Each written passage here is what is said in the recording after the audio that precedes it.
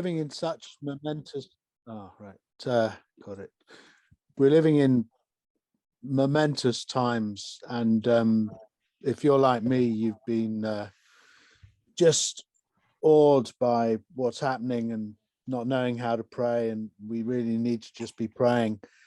And you've asked me to speak a bit more on the history of what happened to the alliances in the Holocaust. And again, I've found it really overawing to discover things that I didn't know. And I don't think anybody has really learned about for some 50 years, some of this. So what I'm going to do, can you see my screen okay? Yes. I'll take about 20 minutes, if I may, just to overview what happened in one particular alliance, the Hungarian alliance, which if you don't speak Hungarian, and I don't, you don't have a lot of information in the English publications, except the Alliance magazine itself.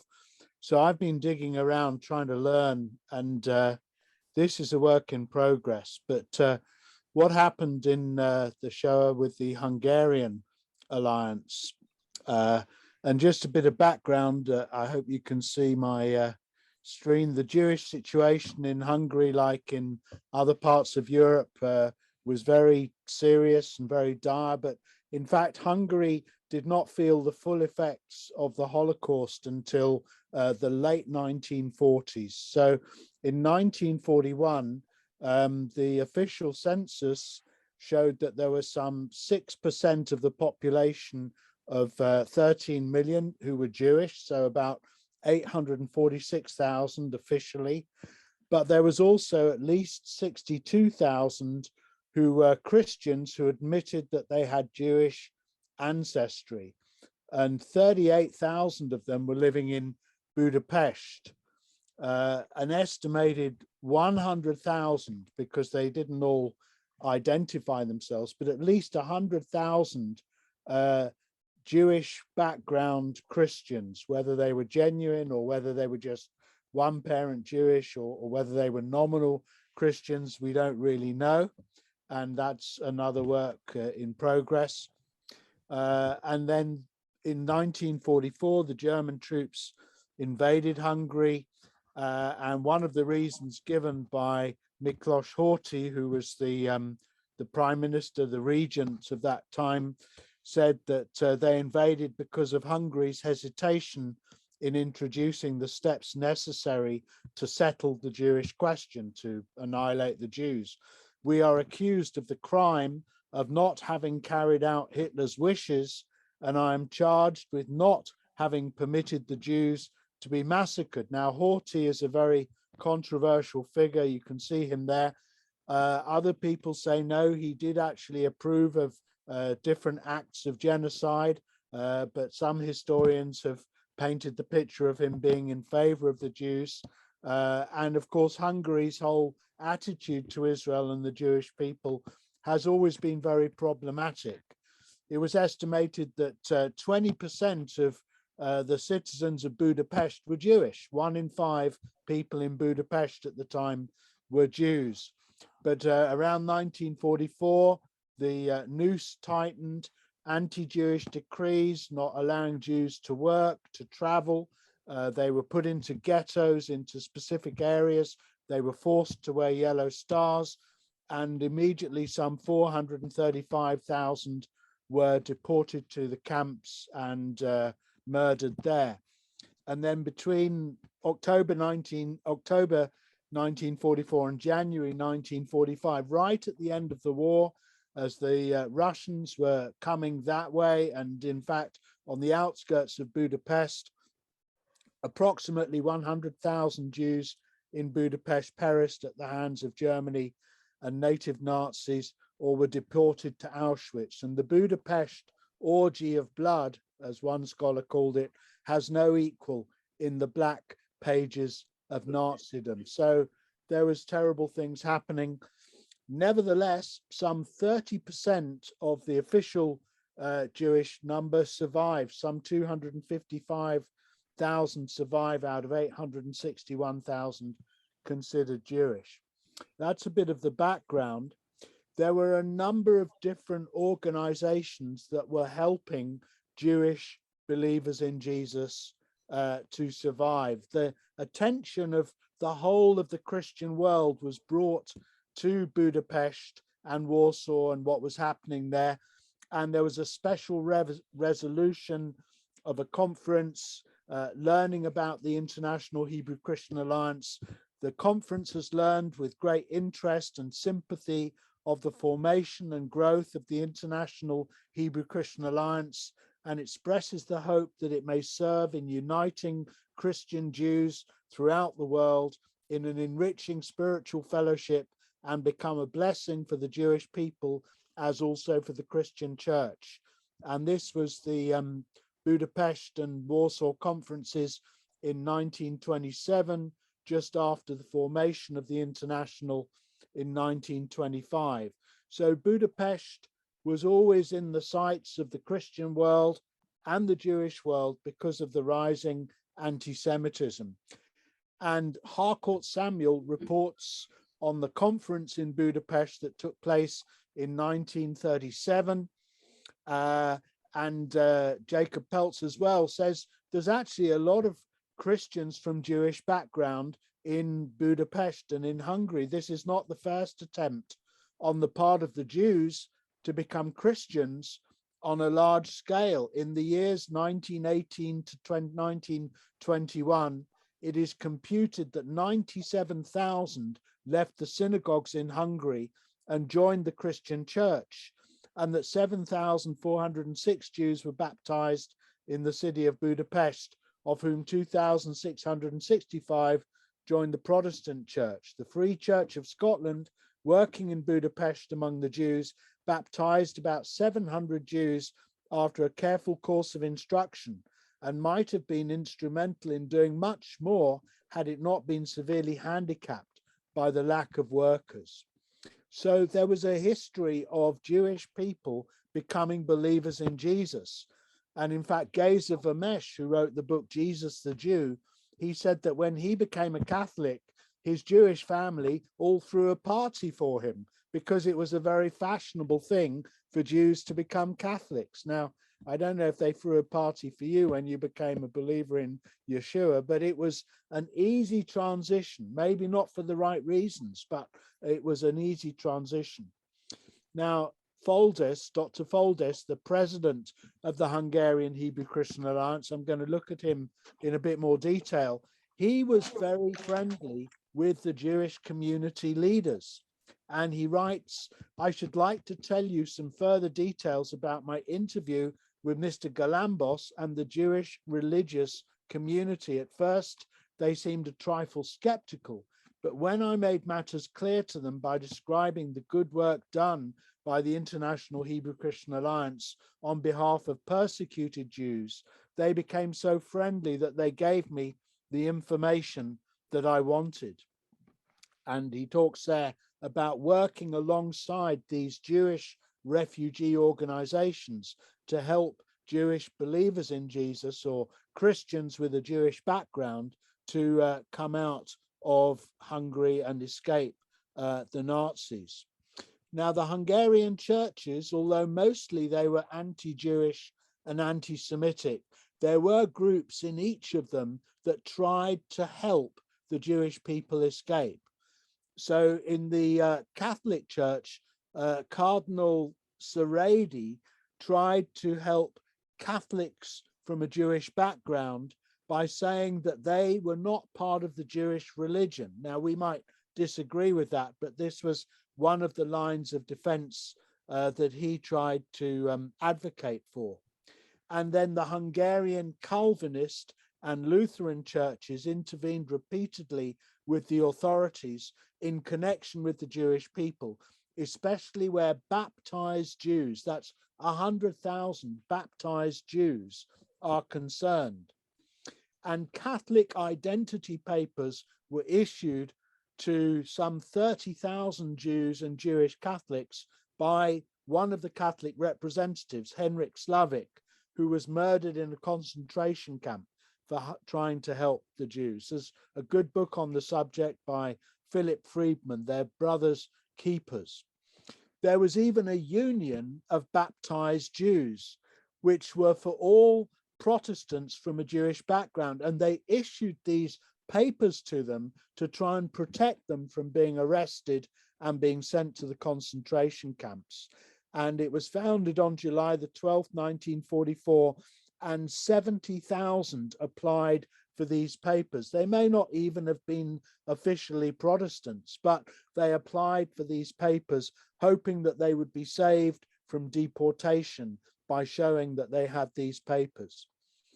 So there was also the Catholic group, the Holy Cross Society for Jews who had converted to Catholicism. And there is a group of Catholic nuns and priests who were Jewish. And they ended up having some 7,000 members of Jewish Catholics who were trying to avoid arrest and trying to claim protection from the Catholic Church. One of the people I actually know, I met him in Paris. His name is Miklos Veto, and he was a famous Jewish Catholic philosopher. And I had dinner with him in his house in Paris, and his son, Etienne Veto, is also a Catholic priest who is Jewish, or his father's Jewish, and he's a good friend of mine, and he's based in Rome at the moment. So you have these groups trying to protect Christians from Jewish backgrounds. It's a bit strange for us today, but as I tried to work out what the Alliance was doing, I came across these other groups. So Joseph Elias, who was Jewish himself, was a pastor of the Good Shepherd community, which was for Jews in the Protestant churches, the Reformed churches, Lutheran churches, Calvinist churches. And again, they issued them with identity papers. They tried to help, especially children whose parents may have already been arrested. They tried to give them spiritual care and to assist them by getting visas for them. So now I come to the connections with the Alliance. It's interesting, there was a Scottish mission in Budapest, which had been founded by Murray McCheyne. You may have heard of him. As a man is on his knees, so he is. He wrote wonderful books on prayer. He left his church to go to Palestine, as it was called, and revival broke out in his own church.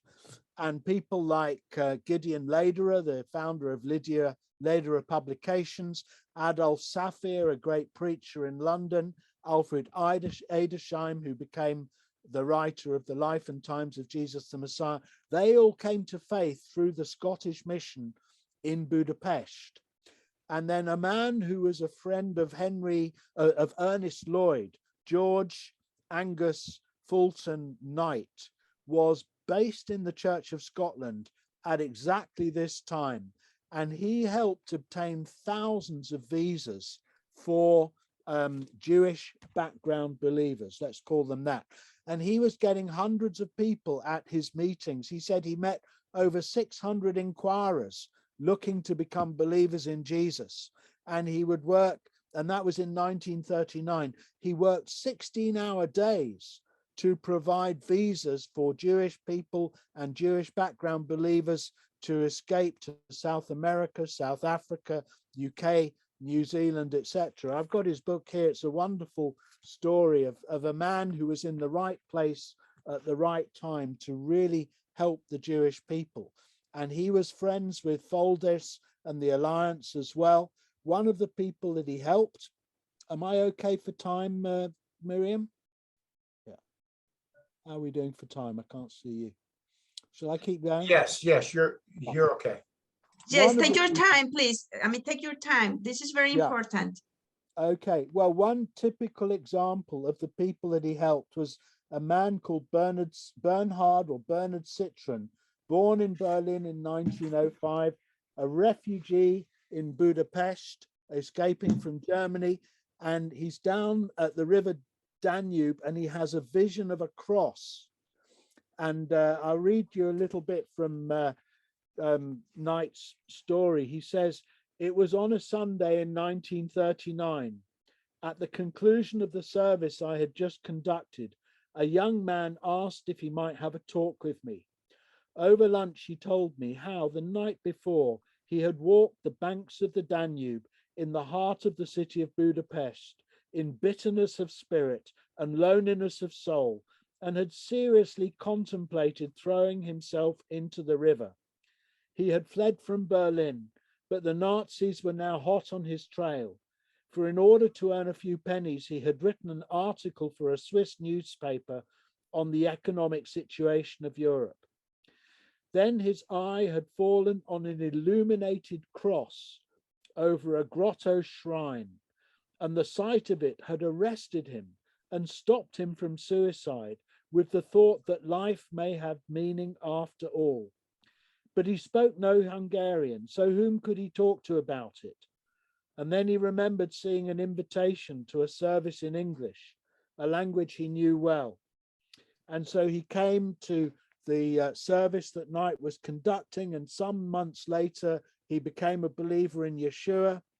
And then he had to escape because the German embassy insisted that he be deported immediately.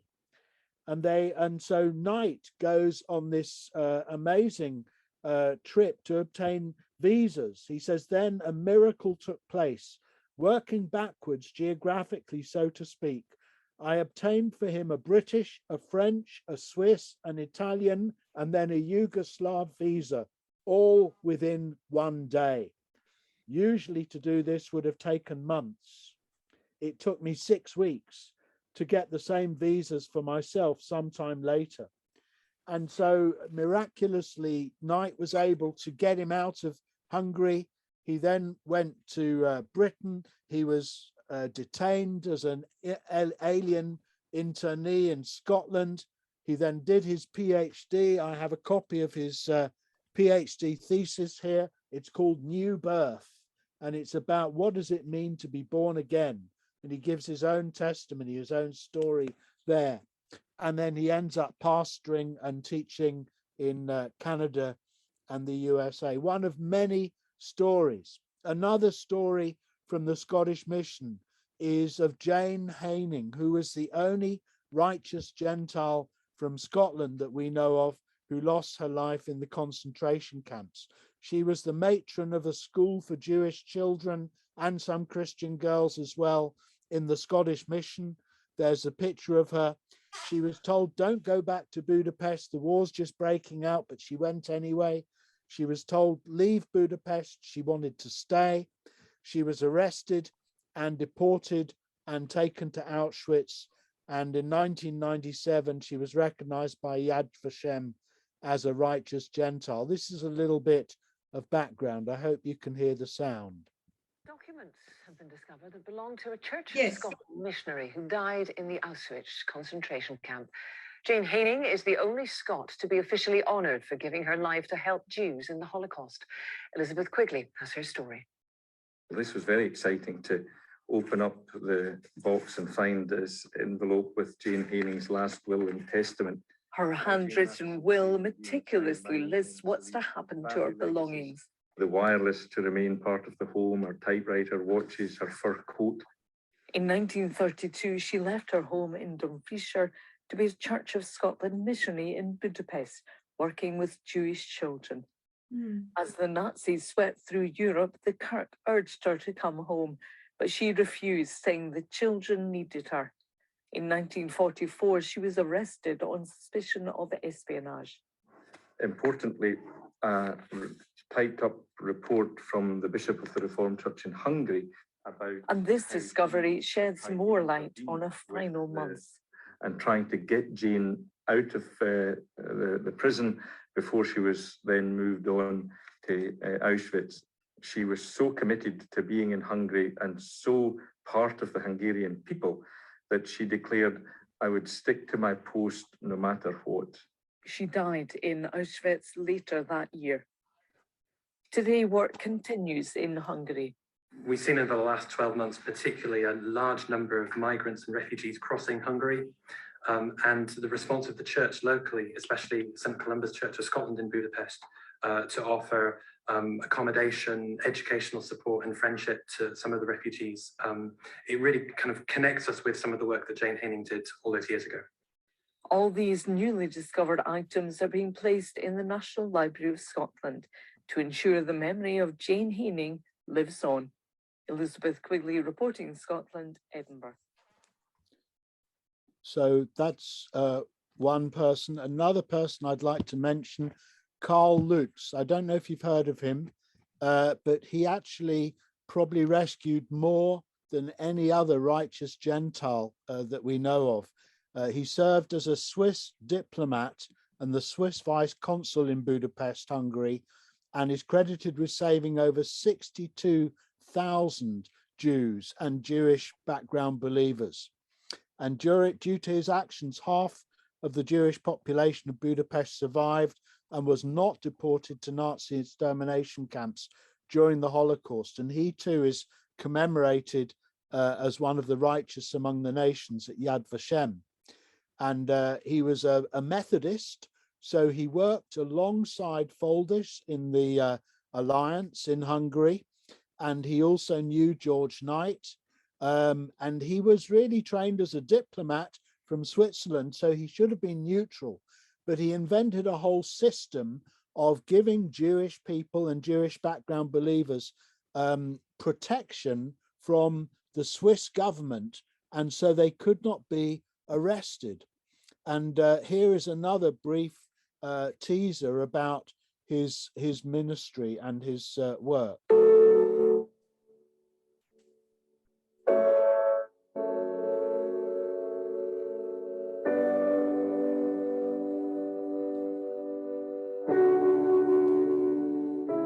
What's important is that it tells the story, and the life story of Carl Lutz, who was a real hero.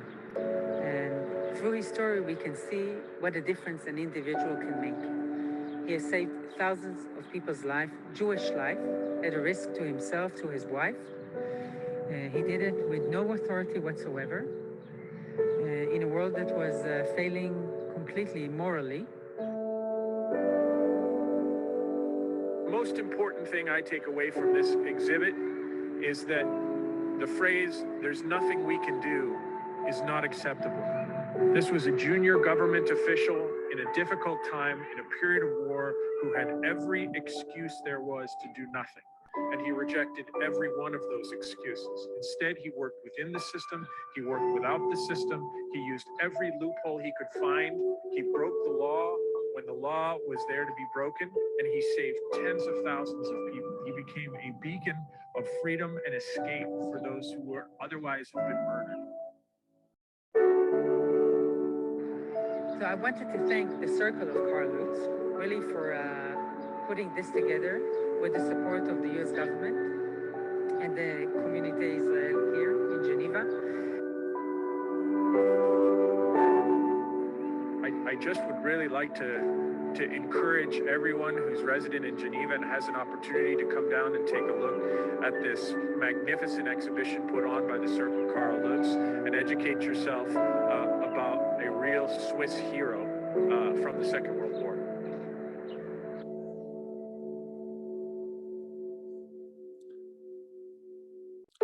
So that's a little about Carl Lutz. There's actually more films that you can watch, but I'm just going to focus in the last few minutes on the alliance itself. And should I keep going? Can you see me okay? Yes. Mhm. Yeah. So Foldes was a Methodist, and he was part of the Methodist Church in Hungary, but he was brought up from an Orthodox background, studied law, and then he heard these Methodists singing in the streets in Budapest, and he got involved with them. He helped translate for them, and then he became a believer in 1922, and he formed this group called the Christ-believing Jews, which was formed even before they affiliated to the International Alliance, and it was started after the Hamburg conference of the International Alliance. And then he survived arrest through all sorts of things happening, and he and his family ended up in Venezuela, and then they came eventually to America and to New York. And I've been searching for this guy for ages because I didn't have much information. And just last week, I got in touch with his great granddaughter. Wow. And I've had some emails from her, and I've got some letters from her, some photos. He was there in the Alliance in 1937. He hosted the International Alliance Conference in Budapest in 1937. He hosted Leon Leveson, and you see him here as a young man. And he wrote this book. My Hungarian is terrible, probably like yours, but it's basically a Jewish approach to Jesus, or Jesus and Jewish Christianity. And so I just want to sort of speak on behalf of his daughter, Veronica. And Veronica wrote a book, which I've got on order, I haven't read it yet, On Whom I Have Mercy. And you can see there the identity issues that she has, Jewish, Christian, amongst the Nazis, amongst the communists. And the daughter just died in 2014, but she was brought up as Jewish and as Christian. And as I read about her marriage to her husband, who was actually, her first husband was deported and killed in the concentration camps. They had a Jewish Christian wedding in private, they had a public wedding, and they had an official wedding. And she lived a very Jewish Christian life and identity. And then her, this is Foldes and his wife, and there's the teaser of the film about his great granddaughter, about her mother, is here. I'll play this to you as well.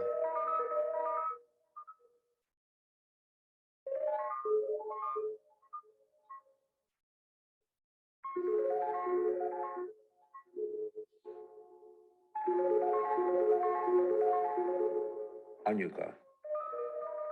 Madre. Mother.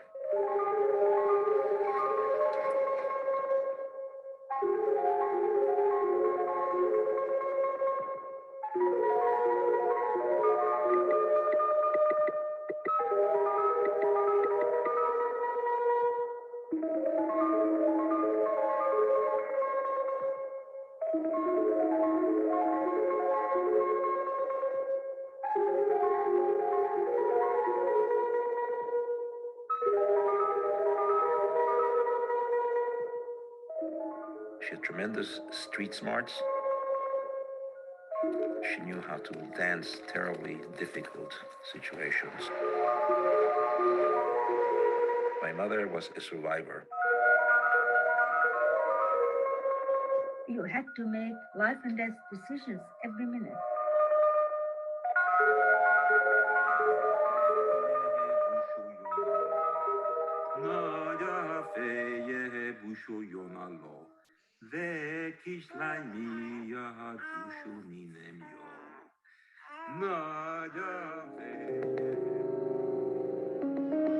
So the radio was on. Businesses will be closed and everything was over. And then came the yellow star.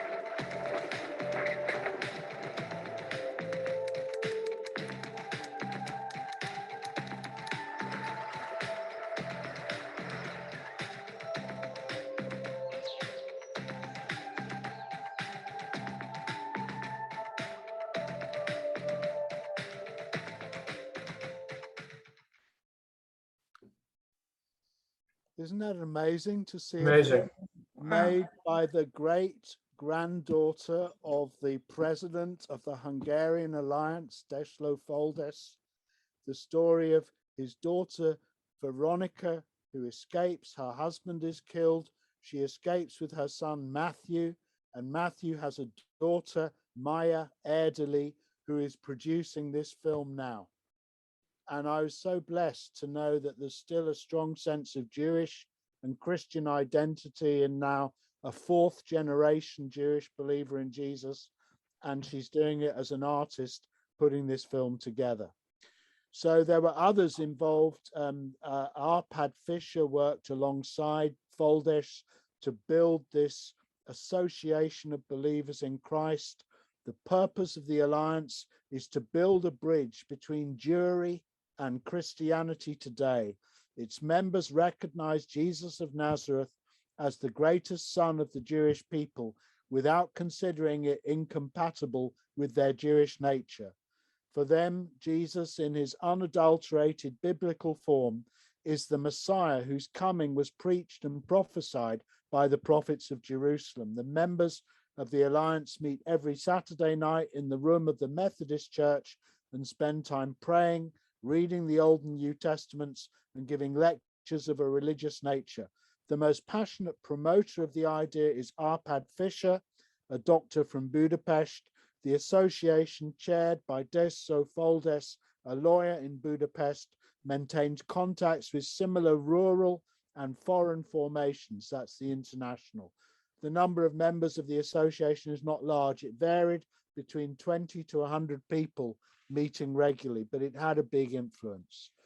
Arpad Fisher, I won't go into. I want to research him a bit more.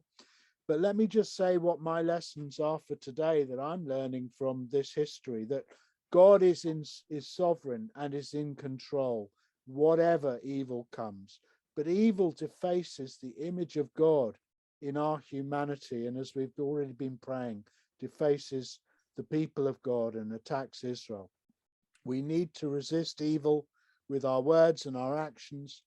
We need to pray for God's protection and preservation on those who are weak and without defense, especially our brothers and sisters in Ukraine right now. The Alliance, alongside a few others, did what it could to resist evil. Thank you.